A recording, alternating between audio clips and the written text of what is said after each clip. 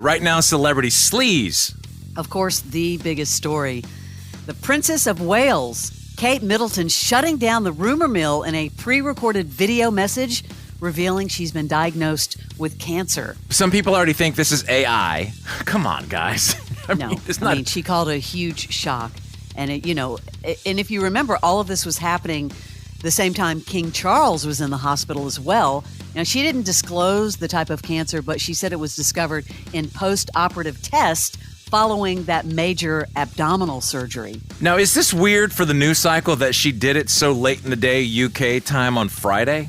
I think she just had to finally say something because of all these weird conspiracy theories. If you missed it, here it is. In January, I underwent major abdominal surgery in London, and at the time, it was thought that my condition was non-cancerous. The surgery was successful. However, tests after the operation found cancer had been present. My medical team therefore advised that I should undergo a course of preventative chemotherapy, and I'm now in the early stages of that treatment. This, of course, came as a huge shock, and William and I have been doing everything we can to process and manage this privately for the sake of our young family. As you can imagine, this has taken time. It has taken me time to recover from major surgery in order to start my treatment.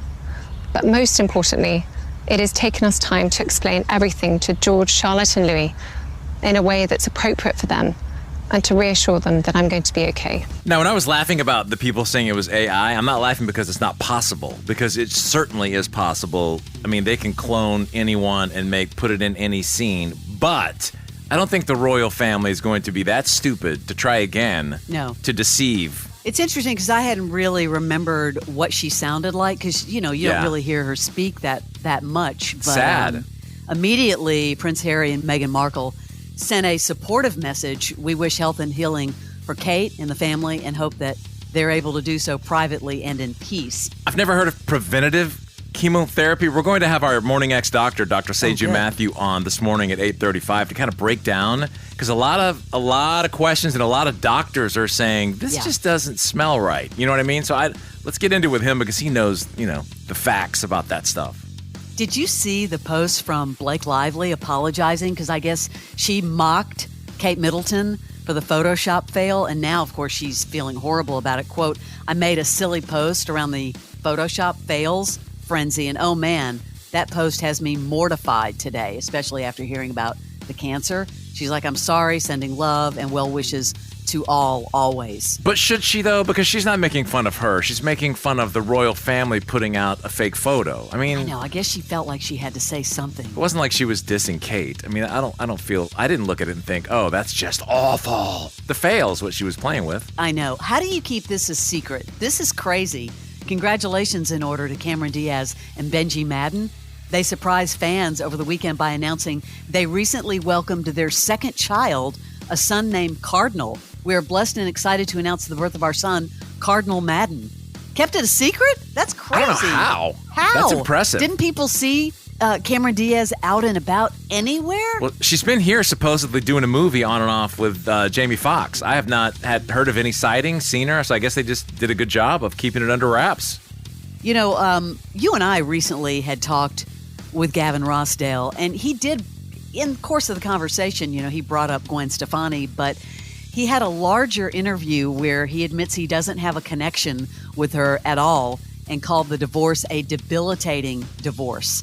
Did you see this interview? I did, but usually when there's allegations of cheating, especially with the nanny, that cuts deep on the other side. He said, I never thought I'd ever get divorced, so there's a simple shame in my life. That's the first time he has said that. I feel bad for my kids. That's it, he went on, noting that both of his parents had been married 3 times. Quote, I wish I could have found a way to not have that in their lives. It wasn't fun for me to come from a broken home. It can be quite debilitating for kids. But I think the strangest part is this comment that he made about Gwen. The biggest thing would be when you see the kids that sometimes there's a loss. It'd be nice if there was more of a connection with the person who made them with me. Ouch. It's sad. It sounds like he's working through it. I mean, I come from that kind of home. When I was in first grade, my mother cheated on my father. And I didn't know that. My father scooped me and my sister up, threw us in the car in the middle of the night, and we drove to Texas from Louisiana. You never have ever told that story. It haunts me daily.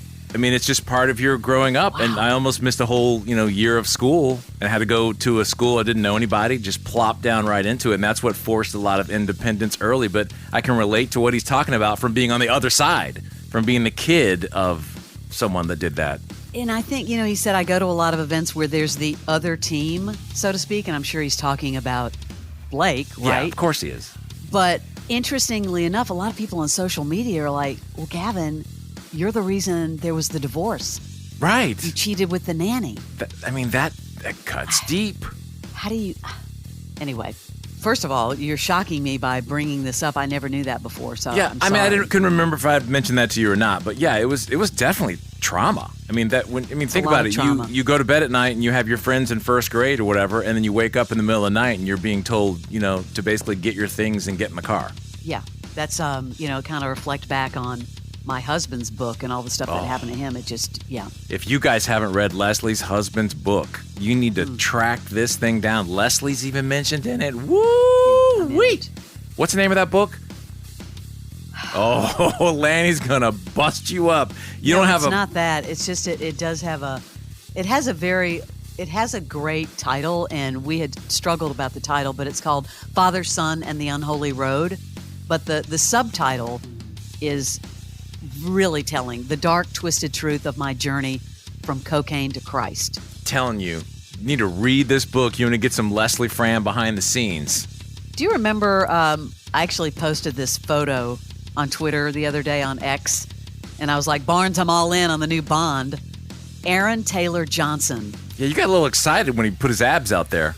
It looked like a Lenny Kravitz photo. Yeah. Well, he's hitting back now at people that have a problem with his marriage.